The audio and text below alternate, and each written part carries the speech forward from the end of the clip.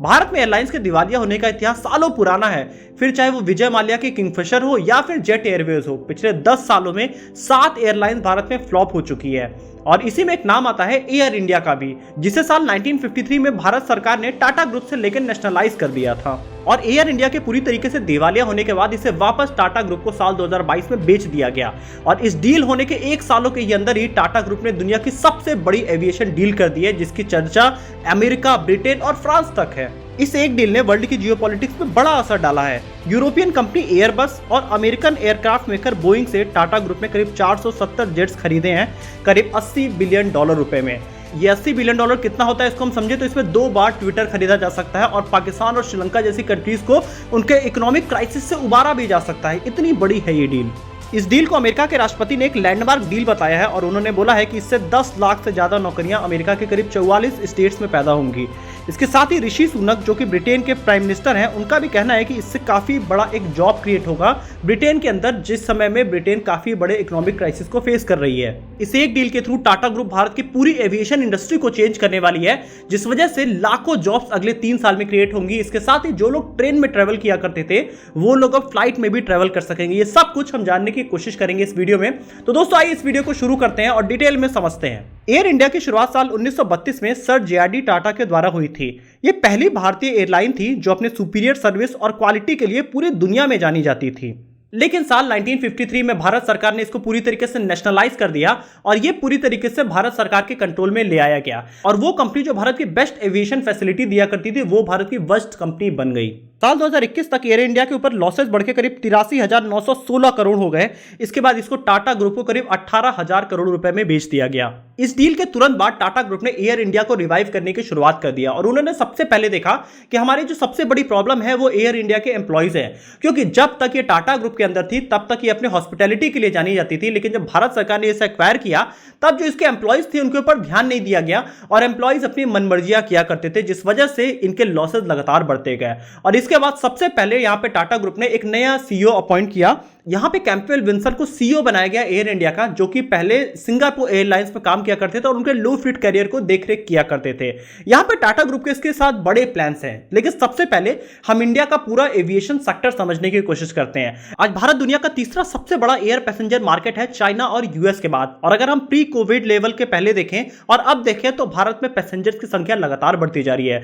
Covid के पहले जहां पैसेंजर्स की मैक्सिमम संख्या होती थी 4,07,000 पर डे की, वो अब बढ़ के करीब 4,37,000 तक पर डे पहुंच चुकी है। और एविएशन सेक्टर को समझने के लिए इसको आपको 2 पार्ट में समझना होगा, एक डोमेस्टिक है और एक इंटरनेशनल है। अगर हम इंडिया का डोमेस्टिक मार्केट देखें, इसका मतलब है कि जो भी फ्लाइट्स इंडिया के अंदर ट्रेवल हुआ करती है उसमें पूरी मोनोपोली इंडिगो की है, जिसका करीब मार्केट शेयर 59% है। वहीं एयर इंडिया का मार्केट शेयर सिर्फ 8.5% के आसपास है। और यहां पे टाटा ग्रुप ने रियलाइज किया कि इंडिया की बाइंग कैपेसिटी लगातार बढ़ती जा रही है, इसलिए लोग ज्यादा से ज्यादा ट्रेवल कर रहे हैं। आज जो लोग फर्स्ट एसी और सेकंड एसी में ट्रेवल करते हैं, इससे थोड़ा ही ज्यादा किराया होता है फ्लाइट्स का।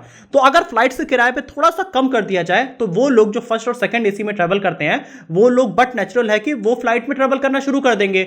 इसको हम और इजी समझें तो भारत में अगर आप 10 साल पहले देखें तो बहुत ही कम घरों में कार हुआ करती थी, लेकिन आज के डेट में आप देख रहे हैं लोगों की बाइंग कैपेसिटी बढ़ रही है, तो लोगों के घरों में कार आज के डेट में बहुत ही आम बात हो गई है। तो यहां पे टाटा ग्रुप चाहता है कि भारत में मोस्टली लोग अब फ्लाइट से ट्रेवल करना शुरू करें। वहीं दूसरी तरफ अगर हम इंटरनेशनल मार्केट को देखें, इसका मतलब यह है कि वो लोग जो भारत से बाहर दूसरे देशों में जाते हैं या दूसरे देशों से भारत में आते हैं, उस इंडस्ट्री में भारत काफी ज्यादा पीछे है, क्योंकि जितनी भारत की एयरलाइंस है उनसे ज्यादा इंटरनेशनल फ्लाइट्स भारत में चला करती हैं।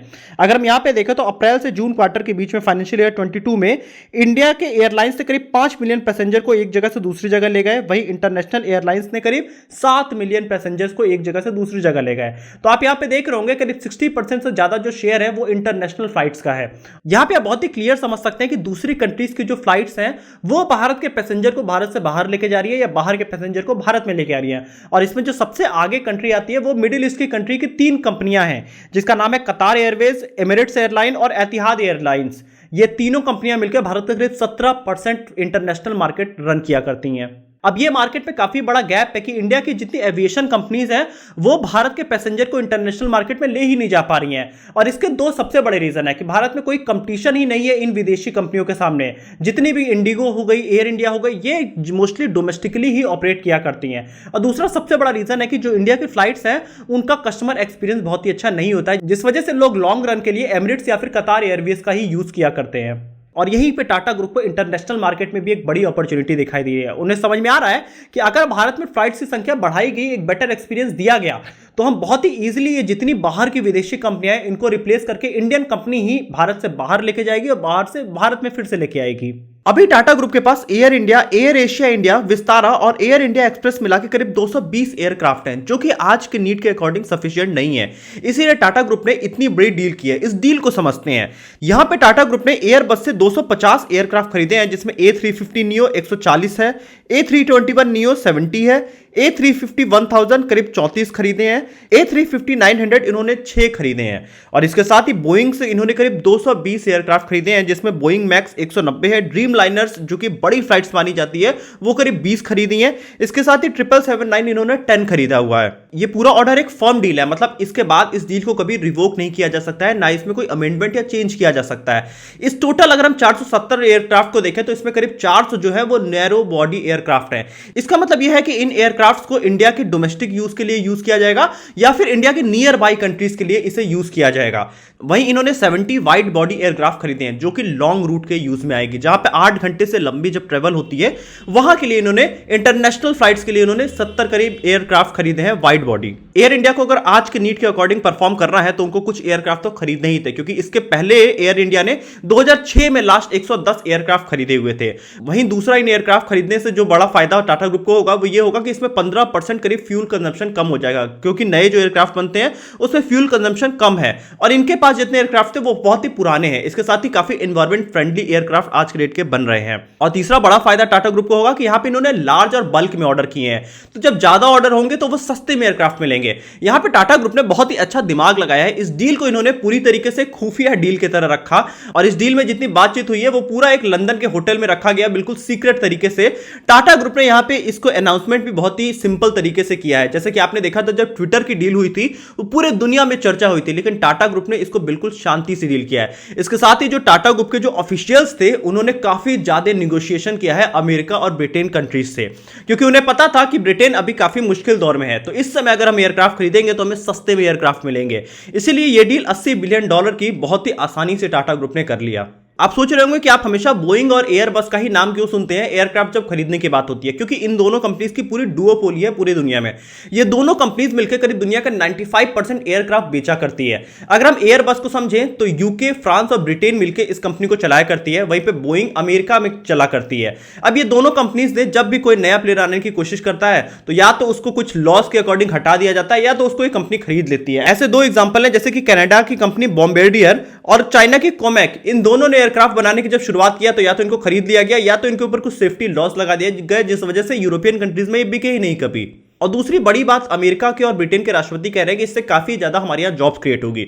तो जब एयरक्राफ्ट वहां पे बनेंगे, मैन्युफैक्चर होंगे, तो इसमें करीब wings, engine, landing gear, rudder part, ये सब कुछ बनाने में जो पूरी टीम की यूज होगी वहां पे जॉब क्रिएट होने वाली है। तो अमेरिका और ब्रिटेन में 10 लाख से ज्यादा नौकरियां इस सिर्फ एयरक्राफ्ट को बनाने में पैदा होने वाली है। साल 2026 तक का टारगेट है कि ये सारे एयरक्राफ्ट इंडिया में आ जाएंगे। आपको इस साल के अंत तक करीब 30 से 50 एयरक्राफ्ट भारत आते हुए दिखाई देंगे। टाटा ग्रुप ने एयर इंडिया को एक्वायर करते ही इसको एक साल के अंदर इसकी वैसे दशा पूरी तरीके से बदल दी है, क्योंकि अगर आप देखें तो डेली एवरेज फ्लाइट करीब 30% से ज्यादा एक साल में बढ़ गई है एयर इंडिया की। इसके साथ ही इनका जो ऑन टाइम परफॉर्मेंस है वो 70% से 90% पहुंच चुका है। इसके साथ ही इनका डेली एवरेज रेवेन्यू भी डबल हो चुका है और 16 नए इंटरनेशनल रूट्स पे अब एयर इंडिया ट्रेवल कर रही है पिछले एक साल में। इसके साथ ही वीकली इंटरनेशनल फ्लाइट जो इनकी चला करती थी वो भी 63% से ज्यादा बढ़ गई है। तो एयर इंडिया को रिवाइव करने की शुरुआत हो चुकी है। अब ये जो नए एयरक्राफ्ट इंडिया में आ रहे हैं ये टाटा ग्रुप की कैपेसिटी को बढ़ा देंगे, जिस वजह से इनके दो बड़े प्लान्स हैं। सबसे पहला चीज, ये डोमेस्टिक मार्केट में रूल करना चाहते हैं। ये डोमेस्टिक मार्केट में प्राइस काफी ज्यादा कम कर देंगे फ्लाइट के टिकट की, जिस वजह से अगर आप सेकंड या फर्स्ट एसी में ट्रेवल करते हैं तो उससे आपको थोड़ा ही आसपास का किराया या तो ज्यादा या कम लगेगा और आप फ्लाइट्स में बुकिंग करके ट्रेवल करना शुरू कर देंगे। आप हमेशा देखेंगे कि अब बहुत लोग फ्लाइट में ट्रेवल करना शुरू कर चुके हैं, लेकिन अभी भी सिर्फ इंडिगो ही ऑप्शन है इंडिया में एक बेटर। और इसी पर्पस से टाटा ग्रुप ने करीब 400 नैरो बॉडी एयरक्राफ्ट खरीदे हैं पूरे इंडिया में रन करने के लिए। और वही इनका इंटरनेशनल प्लान है कि बाहर जाने वाली फ्लाइट्स में कस्टमर को बेटर एक्सपीरियंस दिया जाए, क्योंकि वो 8 घंटे या उससे लंबे की फ्लाइट्स होती हैं। तो जो भी बाहर जा रहा है उसके पास पैसे तो अच्छे खासे हैं, तो वहां पे इनको कॉस्ट नहीं रिड्यूस करना है, वहां पे कस्टमर को बेटर एक्सपीरियंस और बेटर सर्विस देनी है, जो कि टाटा ग्रुप आने वाले टाइम में आप करते हुए देखेंगे। अब सबसे बड़ा सवाल, इस डील से अमेरिका ब्रिटेन को तो इतना फायदा हो रहा है, इंडियन लोगों को कोई जॉब मिलेगी कि नहीं मिलेगी? तो मैं आपको बता दूं, अभी टाटा ग्रुप के पास करीब 1600 पायलट्स हैं और इन 470 एयरक्राफ्ट को चलाने के लिए करीब 6500 पायलट्स की जरूरत होने वाली है। तो टाटा ग्रुप ने यहां पे हायरिंग भी शुरू कर दी है और आने वाले टाइम में ये और बड़ी हायरिंग करने वाले हैं। इसके साथ ही आप देखेंगे जो B777 एयरक्राफ्ट खरीदी गई है उसका जो पायलट होगा उसकी मंथली सैलरी होने वाली है $21,000। इसका मतलब है ईयरली सैलरी करीब 2.08 करोड़। और ये सैलरी इतनी ज्यादा क्यों है? क्योंकि इंडिया में स्किल्ड लोगों की काफी कमी है, इंडिया में अच्छे पायलट्स की काफी ज्यादा कमी है। तो अगर आप इन सेक्टर्स में मौका देख रहे हैं अपने आप को ले जाने का तो आप जा सकते हैं, क्योंकि इंडिया में पायलट्स की अभी हजारों नौकरियां आने वाली है। इसके साथ ही cabin crew members, ground staff, security, technical roles के लिए भी हजारों जॉब्स इंडिया में पैदा होंगी। तो आप आने वाले 5 सालों में देखेंगे इंडिया में जॉब्स काफी बड़ी क्रिएट होंगी इस पूरे एविएशन सेक्टर में। यहां पे आप भी कमेंट ऑप्शन में लिख के बताइए कि आज के जो फ्लाइट्स के रेट है क्या वो अफोर्डेबल है या नहीं, और टाटा ग्रुप क्या इसको बदल पाएगा कि नहीं पूरी तरीके से। हालांकि इंडिगो ने भी एक बड़ी डील की है इसके बाद, जिसके बारे में हम किसी और वीडियो में जब हम इंडिगो की स्टोरी पे बात कर रहे होंगे तो हम जरूर बात करेंगे। टाटा ग्रुप लेकिन इंडिया के एयर इंडिया को पूरी तरीके से इस डील के थ्रू चेंज कर देगा अगले 3 सालों के ही अंदर। आप ये जरूर देखेंगे। वीडियो अगर अच्छी लगी तो वीडियो को लाइक जरूर करिएगा, चैनल को सब्सक्राइब करिएगा, बेल आइकन में प्रेस करिएगा।